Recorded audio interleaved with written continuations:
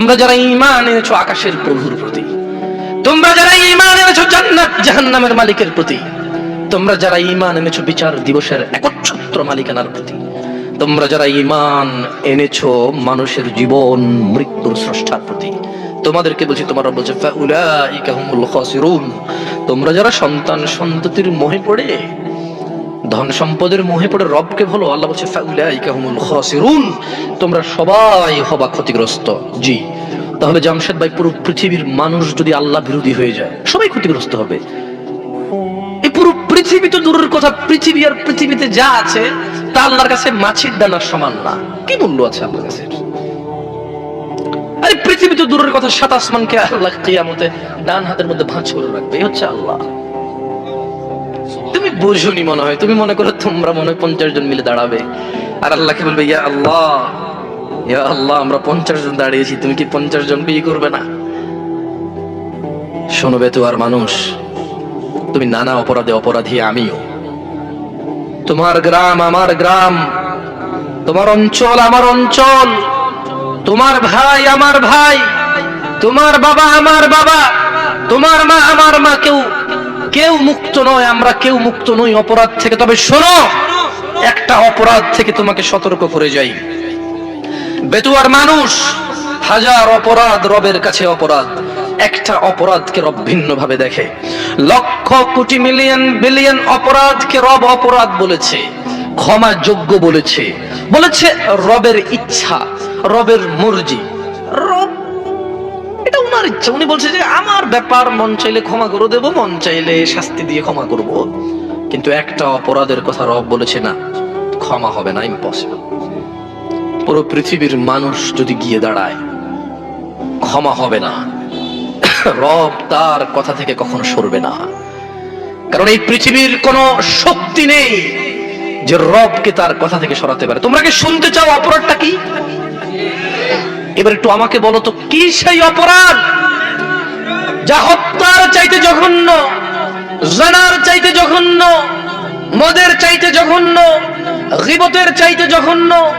এই পৃথিবীতে আদম আলাইহিস সালাম থেকে কিয়ামত অবধি যত মানুষ যত অপরাধ করবে, সব অপরাধ থেকে এটা জঘন্য। কি অপরাধ বলো? এই অপরাধ সম্পর্কে জানা উচিত নাকি অনুচিত? বললেই তো তুমি রাগ করো, মনে করো ফিতনা করি। শোনো, তোমার ভ্রুক্ষেপ করা উচিত। তোমার রব পুরো কোরআনুল কারীমে ওনার দয়া সম্পর্কে কত কিছু বলেছে, হাদিসে ওনার দয়া সম্পর্কে কত কিছু বলেছে, কিন্তু ওই একই কোরআনে তিনি বলেছেন যে তিনি ক্ষমা করবেন না যে ওনার সাথে শিরিক করে। এই অপরাধটা তো তোমার জানা উচিত। তোমার মজা লাগবে না আমার ওয়াজ, শোনো আমি তোমাকে বলি, গুরুত্ব দিয়ে শোনো, কাজে আসতে পারে না তো। দেখো না আমার উপদেশ তোমার কাজে আসে কিনা, দেখো। তোমাকে বলি শোনো, একটা উদাহরণ দিই তোমাকে। তুমি মনে করবা যে জামশেদ ভাই এটা তো কোনো ওপেন কনফারেন্স না যে বিভিন্ন ধর্মীয় মানুষ আসবে আর আপনি শিরিক সম্পর্কে বলবেন। আমরা সবাই মুসলিম, লা ইলাহা ইল্লাল্লাহ বলি, ওয়া আন্না মুহাম্মাদ আবদুহু ওয়া রাসূলুহু বলি। এখানে শিরিক কিভাবে আমরা মুসলিমরা করি? তবে শোনো, আমিও এমনটা মনে করতাম। হঠাৎ করে সূরা ইউসুফের 106 নম্বর আয়াত পড়ার পরে আমার ধারণা বদলে গেল। বলো, তুমি যা বলবে, তোমার ধারণা, তোমার বলা এটা সঠিক নাকি রব যা বলবে তা সঠিক? তুমি বলবে শেষ নবীর উম্মত যা করবে করবে, যা বলবে বলবে, কিচ্ছু হবে না শেষ নবীর উম্মত। নবী নিজে তো এই কথা বলে না সাল্লাল্লাহু আলাইহি ওয়াসাল্লাম। তবে শোনো, বেতুয়ার মানুষ, মুহাম্মদ সাল্লাল্লাহু আলাইহি ওয়াসাল্লাম, জানো উনি কে? মুহাম্মদ সাল্লাল্লাহু আলাইহি ওয়াসাল্লামকে তোমার সাথে একটু পরিচয় করিয়ে দিই না, আমার মতো করে না, রবের মতো করে। কার মতো করে? তুমি বলবে জিন্দা, কেউ বলবে মুর্দা, কেউ বলবে উপস্থিত, কেউ বলবে অনুপস্থিত, কেউ বলবে নূর, কেউ বলবে মাটি, কেউ চেয়ার খালি রাখবে, কেউ পরিপূর্ণ রাখবে। না, তোমার মতো আর আমার মতো করে নয়। মুস্তাফা সাল্লাল্লাহু আলাইহি ওয়াসাল্লামকে রবের মতো করে তোমাকে একটু বুঝাই। দেখো তো পুরো পৃথিবীতে আর মানুষ 10 লক্ষ মানুষ মিলে র্যালি করবে, 10,000 কোটি টাকার স্টেজ করে ঈদে মিলাদুন নবী পালন করবে। দেখো তো রব যেভাবে সম্মান করে তাকে পার করতে পারবে কিনা। দেখো রব কিভাবে সম্মান করেছে রাসূলকে সাল্লাল্লাহু। দেখো মুস্তাফা সাল্লাল্লাহু আলাইহি ওয়াসাল্লাম সম্পর্কে রব বলছে, মুহাম্মদ সাল্লাল্লাহু আলাইহি ওয়াসাল্লাম একটা কাজ করে। আচ্ছা, এই কথাগুলো আমি বলি, এভাবে কোরআনে বলে না, ঠিক আছে? একটা কথা বলার ডায়লগ, ওকে? আমি সেটাই কোরআনের কথা যেটা আমি কোরআন পড়ে ট্রান্সলেশন করি, ওকে? এটা একটা কথা বলার ধরন। আচ্ছা, মুহাম্মদ মুহাম্মদ সাল্লাল্লাহু আলাইহি সাল্লামকে আল্লাহ সুবহানাহু ওয়া তাআলা বলছে, কে বলছে? কার রব? আল্লাহ। কার রব? সবার, যিনি প্রতিপালন করে সবকিছুকে, যিনি পালে। লা ইলাহা ইল্লাল্লাহ। শুনুন, বলছে যে কুল, মুহাম্মদ সাল্লাল্লাহু আলাইহি সাল্লাম বলুন, আপনার সামনে যে মানুষগুলো আছে, আপনার যে উম্মতরা, এদেরকে বলুন, ইন কুনতুম তুহিব্বুনাল্লাহ, হে মানুষ শুনো, মহিলা এবং পুরুষ শুনো, তুমি কি তোমার রবকে ভালোবাসো? আমরা কি ভালোবাসি? কচ্ছত্র মালিকানা কার? যেদিন কোনো মানুষ কোনো মানুষের কোনো কাজে আসবে না, সেদিন কার ক্ষমতা থাকবে? মালিকানা কার থাকবে? তিনি বলছেন। তাইলে তিনি যা বলবে তা করতে সক্ষম। তিনি যা বলবে তা করতে কি? শোনো বেচুয়ার মানুষ, রব তোমাকে বলছে, কুল ইন কুনতুম তুহিব্বুনাল্লাহ, ও মুহাম্মদ সাল্লাল্লাহু আলাইহি ওয়াসাল্লাম, এদেরকে বলে দিন, তোমরা কি আল্লাহকে ভালোবাসো? তোমরা কি আল্লাহকে ভালোবাসতে চাও? ফাত্তাবিউনি, তাহলে আমি মুহাম্মদ সাল্লাল্লাহু আলাইহি ওয়াসাল্লামের অনুসরণ করো। যে হাতে খাই সে হাতে খাও, যে পায়ে মসজিদে যাই সে পায়ে যাও, যা রবের ইবাদত বলি তাই ইবাদত মনে করো। যখন ঘুমানোর অনুমতি আছে তখন ঘুমানোকে অবৈধ মনে করো না। যখন স্ত্রী সহবাস করার অনুমতি আছে এটাকে অবৈধ মনে করো না। যখন আল্লাহ কোন অকল্যাণের ঘোষণা দেয়নি কাউকে অকল্যাণ মনে করো না। যখন রব ছাড়া কেউ সুস্থতা দাতা নাই, সন্তান দাতা নাই, রিজিক দাতা নাই, হায়াত এবং মৃত্যু দাতা নাই, অন্য কাউকে এটা মনে করবে না। পৃথিবীতে কেউ মুশকিল কুশা নেই। শোনো মানুষ, যদি রবের ভালোবাসা পেতে চাও, যদি রবকে ভালোবাসতে চাও, তবে শোনো, ফাত্তাবিউনি, তাহলে আমি মুহাম্মদ সাল্লাল্লাহু আলাইহি ওয়াসাল্লামের অনুসরণ করো। যেভাবে নামাজ পড়েছি সেভাবে পড়ো, যেভাবে হজ করেছি সেভাবে করো। না, মানুষ দিয়ে মানুষকে যাচাই আর করা যাবে না। এই পৃথিবীতে কোরআন ও হাদিস কোনো বিলুপ্ত প্রাণী নয়, যা চিড়িয়াখানায় পাওয়া যায়। এই পৃথিবীতে কোরআন ও হাদিস প্রত্যেক মসজিদে অথবা লাইব্রেরিতে পাওয়া যায়। সময় এসেছে মানুষ নিজে যতটুকু পারো ততটুকু পড়ো, যতটুকু পারো না ততটুকু শেখো। মানুষ আর ফাঁকি দিও না নিজেকে, মানুষ নিজের আখিরাতকে আর নষ্ট করো না। তুমি সুসংবাদ নাও, আল্লাহ তোমাকে ভালোবাসবে যদি তুমি মুহাম্মদ সাল্লাল্লাহু আলাইহি ওয়াসাল্লামের অনুসরণ করো। তিনি বলছেন ইউহিব্বুকুমুল্লাহ, আল্লাহ নিজে তোমাদেরকে ভালোবাসবে। আমার কথা কি স্পষ্ট শোনা যায়? কোনো অসুবিধা হয়? আচ্ছা, আল্লাহ ভালোবাসবে কি করলে? অনুসরণ করলে। বলো তো তুমি 20টা সুন্নতের নাম বলা লাগবে না, কাজ বলো যেটা মানে এটা করা সুন্নাহ। যেমন ডান হাতে খাওয়া সুন্নাহ, ডান পায়ে মসজিদে প্রবেশ করা সুন্নাহ, বাম পায়ে টয়লেটে যাওয়া প্রবেশ করা, বাম পায়ে টয়লেটে প্রবেশ করা সুন্নাহ, দাড়ি রাখা সুন্নাহ, টাকনুর উপরে প্যান্ট কাপড় পরা সুন্নাহ এবং ওয়াজিব। অনেক বড় গুনাহ, সুন্নাহ। ঠিক আছে, এভাবে ধরো তুমি বলতে পারো যে কাউকে দেখে মুচকি হাসা সুন্নাহ, রাসূল সাল্লাল্লাহু আলাইহি ওয়াসাল্লাম বলেছে সাদাকা, সালাম দেওয়া সুন্নাহ। এভাবে তুমি কয়টা সুন্নতের ব্যাপার জানো? মানে রাসূলকে অনুসরণ, এগুলোই সুন্নাহ। তুমি যদি এটা করো আল্লাহ তোমাকে ভালোবাসবে। সুবহানাল্লাহ, বেতোয়ার মানুষ। যাই হোক, শোনো, নামাজ কলমা তো ছেড়ে দিয়েছো, এর কারণ এটা নয় যে তুমি বেনামাজি। তোমার নামাজ কলমা ছাড়ার কারণ ভিন্ন। তুমি মনে করো আর কি তোমার মন চায় না, তুমি পারো না, তাই তুমি নামাজ পড়ো না। আসলে তোমার তাওহীদের সমস্যা। কোথায় সমস্যা? মানে আল্লাহ, মানে আল্লাহ কে? আল্লাহ। তিনি যে তোমার হিসাব নিতে সক্ষম এবং তিনি যে তোমার হিসাব নিবে, তুমি এটা পরিপূর্ণভাবে বিশ্বাস করো, তাহলে তো তুমি নামাজ পড়তে। তুমি মনে করো আর কি তুমি নামাজ পড়ছো না, তুমি গাফেল। এই জন্য তোমাকে বলেছি আল্লাহকে ভয় করতে হবে। ফর এক্সাম্পল, আল্লাহ নামাজ ফরজ করেছে। কে নামাজ ফরজ করেছে? আল্লাহ। মুয়াজ্জিন আযান দেয়, তুমি নামাজ পড়ো না। তুমি মনে করো তোমার দান সাদাকা তোমাকে উদ্ধার করবে, তোমাকে ভুল শিখিয়েছে।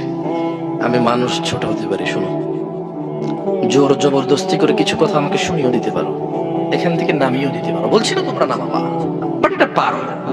তবে মনে রাখবে, কথা যেটা বলেছিল উল্টাতে পারবে না। কেন পারবে না জানো? কারণ এই কথা উল্টানোর জন্য তোমাকে কথা থাকতে হবে। মনে রাখবে, তোমার দান সাদাকা যা আছে হিসেবই হবে না। তুমি কি মনে করো হিন্দু লোককে আল্লাহ প্রশ্ন করবে কিয়ামতে, এ হিন্দু এতগুলা বুতকে পূজা করছিস, ঠিক আছে, বল নামাজ কেন পড়িসনি? ও তো মুশরিক। বুঝুনি মনে হয়? আমি অনুবাদক। এখানে যারা বুখারী পড়ায়, মুসলিম পড়ায়, তিরমিজি পড়ায়, হাদিস তারা পেয়েছে না। হানাফি, শাফি, মালিকি, হাম্বলি, তিরমিজি, আবু দাউদ নাম দিয়ে তুমি পরিবর্তন করে গোপন করতে পারো, কিন্তু আছে।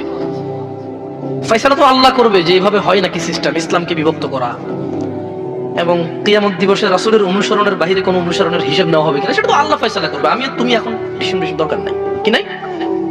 দরকার নাই তো। তুমি তোমার যা ইলম অর্জন করেছো তাদের দাওয়াত দাও, আমি যে অর্জন করেছি তাদের দাওয়াত দেব। তোমার দাওয়াতে যদি আল্লাহ বারাকা দেয়, আলহামদুলিল্লাহ। ভয় পেও না, তুমি দাওয়াত দিতে থাকো এবং কাউকে দাওয়াতি কাজে বাধা দিও না যারা আল্লাহর নামে দাওয়াত করে। শোনো, রব তোমাকে বলছে, বেতুয়ার মানুষ, রব বলছে ইন্নাল্লাহা লা ইয়াগফিরু আন ইউশরাকা বিহি, নিশ্চয়ই আল্লাহ ক্ষমা করবে না যে আল্লাহর সাথে শিরিক করে। ওয়া ইয়াগফিরু মা দুনা যালিকা লিমান ইয়াশা। দেখো রব কি বলে, অপরাধটাকে বাছাই করো মানুষ। আল্লাহর ঘর মসজিদ ছাড়া কোথাও যেও না। তোমার দান সাদাকা হবে মসজিদ কেন্দ্রিক, ইতিমখানা কেন্দ্রিক, রাস্তাঘাট, পুল, কালভার্ট কেন্দ্রিক। তোমার দান সাদাকা হবে আত্মীয় স্বজন, দরিদ্র পাড়া প্রতিবেশী কেন্দ্রিক। মানুষ, তুমি আল্লাহর ঘর ছাড়া অন্য ঘরকে আলোকিত করো না। মানুষ শুনো, ইন্নাল্লাহা লা ইয়াগফিরু, আল্লাহ ক্ষমা করবে না যে আল্লাহর সাথে শরীক করে।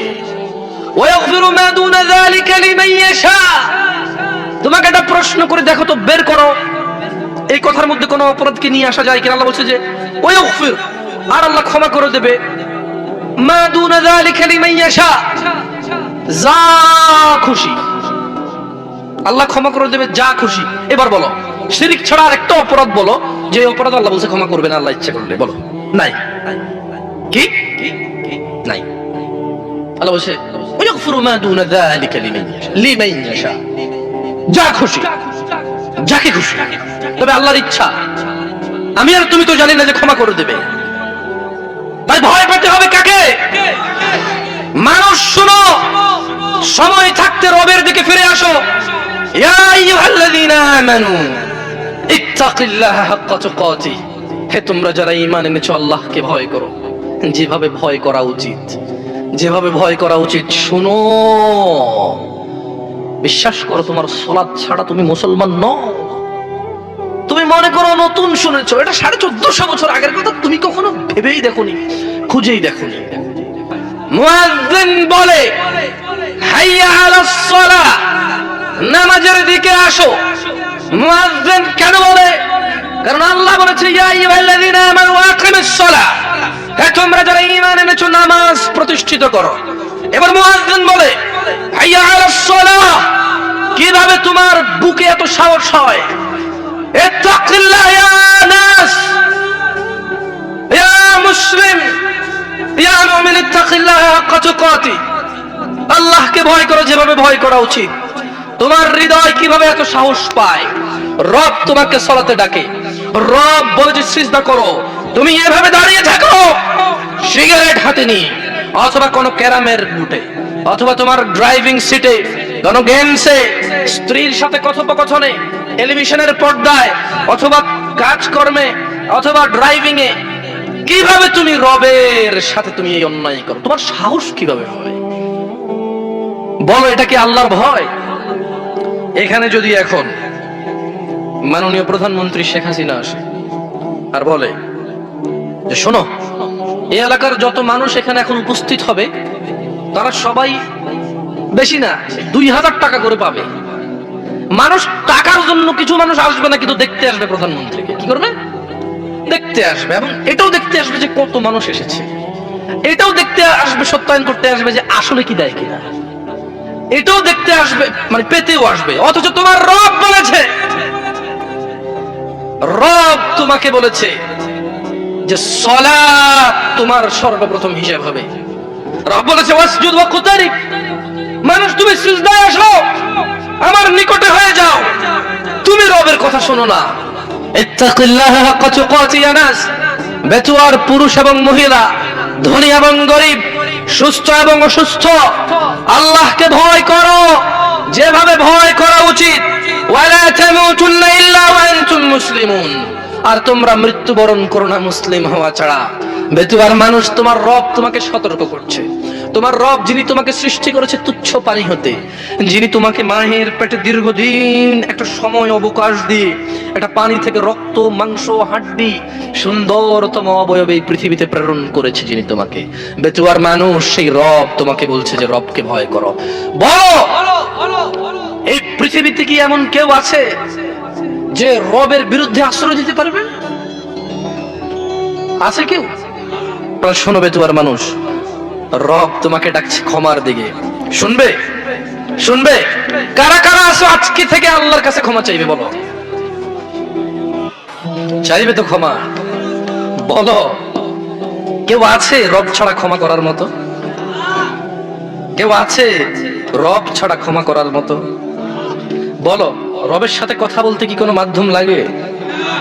বলো, রাত এবং দিনে কোন সময় যখন রব কথা শুনতে পায় না, এমন সময় কি আছে?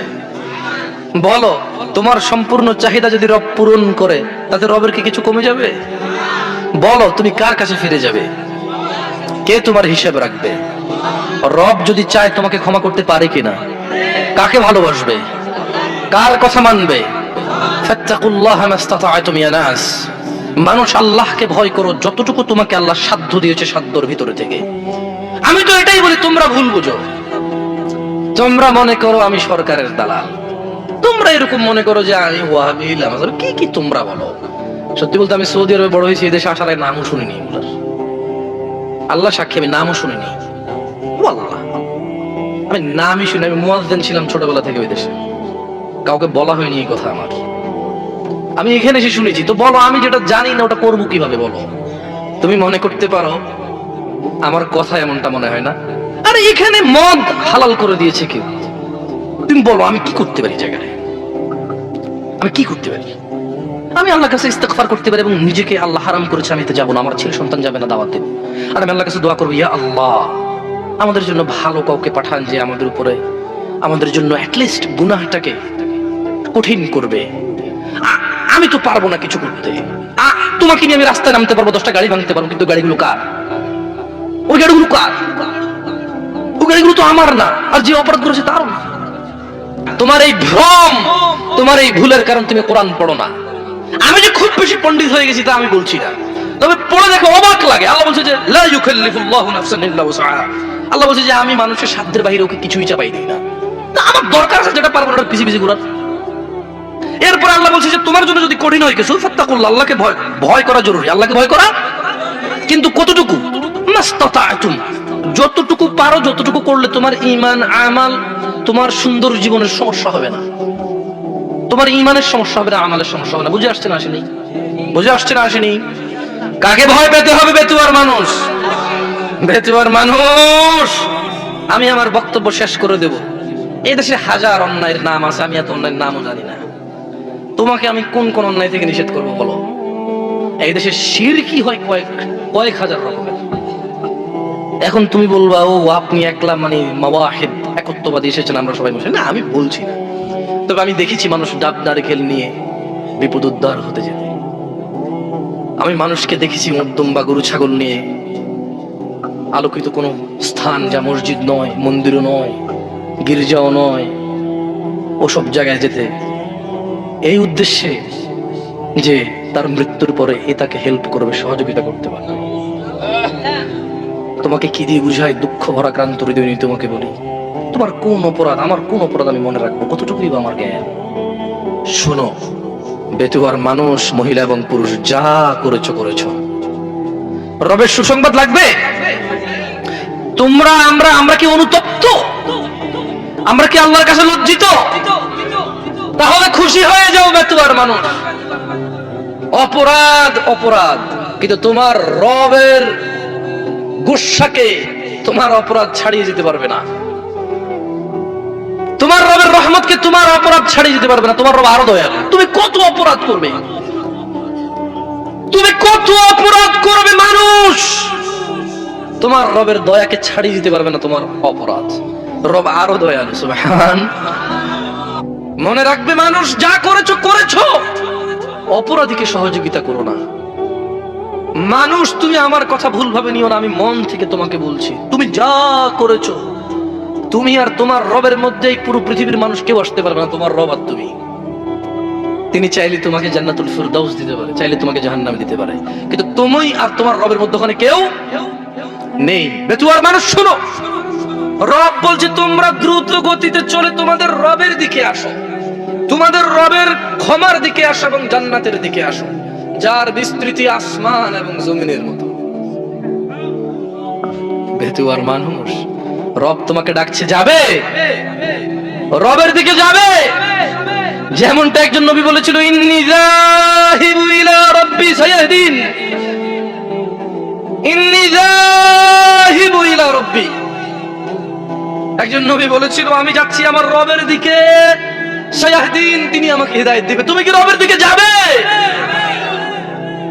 তাহলে শোনো, রব তোমাকে ডাকছে রবের ক্ষমার জান্নাতের দিকে, যার প্রশস্ততা আসমান ও জমিনের মতো। উইদ্দাত লিল মুত্তাকিন, যা রব আল্লাহ ভীরু, যারা আল্লাহকে ভয় পায় তাদের জন্য রেখেছে। বেতুয়ার মানুষ, ভয় পাওয়ার কিছু নেই, যা হয়েছে হয়েছে। 2022 ফেব্রুয়ারি 19 রাতে 10টার মতো বাজে, এখান থেকে ক্ষমা চাও। তোমার অপরাধ যাই হোক, তোমার রব অক্ষম নন তোমাকে ক্ষমা করতে, তোমার রব কঠোর নয়। তিনি বলছেন, কুল ইয়া ইবাদিয়াল্লাযীনা আসরাফু আলা আনফুসিহিম লা তাকনাতু মির রাহমাতিল্লাহ। মুহাম্মদ সাল্লাল্লাহু আলাইহি সাল্লাম বলুন, হে আমার বান্দাগণ, তোমরা যারা নিজেদের উপর জুলুম করেছো, বিদেশে গিয়ে নষ্টামি করেছো, দেশে নষ্টামি করেছো, ক্ষমতা, টাকা পয়সা, আবির্ভাব অথবা নিম্ন শ্রেণীর লুকিয়ে, মানে যার যেভাবে যতটুকু সুযোগ আছে অন্যায় করার করেছো, আল্লাহ আমাদেরকে ক্ষমা করুন। বুঝাতে পারছি না, পারেনি হালকা করে? শোনো বেতুয়ার মানুষ, রব বলছে, হে মানুষ, তোমরা যারা নিজেদের উপর জুলুম করেছো, তোমরা হতাশ হয়ো না রবের দয়া থেকে। ইন্নাল্লাহা ইয়াগফিরুয যুনুব, আল্লাহ ক্ষমা করে দেবে তোমাদের অপরাধ। কয়টা অপরাধ? জামিয়া, যত অপরাধ আছে। তবু কি ক্ষমা চাইবে না মানুষ? তবু কি মুয়াজ্জিনের ডাকে সাড়া দিবে না? তবু কি দাড়ি কাটার আগে চিন্তা করবে না? তবু কি তোমার প্যান্ট পাজামা পরার আগে কোথায় পড়ে আছে সেটা দেখবে না? তবু কি মানুষ মানুষের উপর জুলুম অত্যাচার করা থেকে বিরত হবে না? তবু কি পিতামাতার অবাধ্য হওয়া থেকে বিরত হবে না? তবু কি আল্লাহ দ্রোহিতায় মেতে ওঠা থেকে বিরত হবে না? তবু কি ধন সম্পদ এগুলোকে প্রাধান্য দিয়ে যাবে? তোমার রব বলছে, ইন্নাল্লাহা ইয়াগফিরুয যুনুব, ক্ষমা চাও। কারা কারা আগামীকাল পর্যন্ত বাঁচবে? হাত তোলেন তো। আমি বাঁচবো কিনা আমি জানি না, আমি তুললাম না। কারা কারা আগামীকাল পর্যন্ত বাঁচবেন? তারা তারা হাত তোলেন তো। একজনও নাই। কি হয় আল্লাহ, আমি ভাবছি কেউ না কেউ তো থাকবে হয়তো।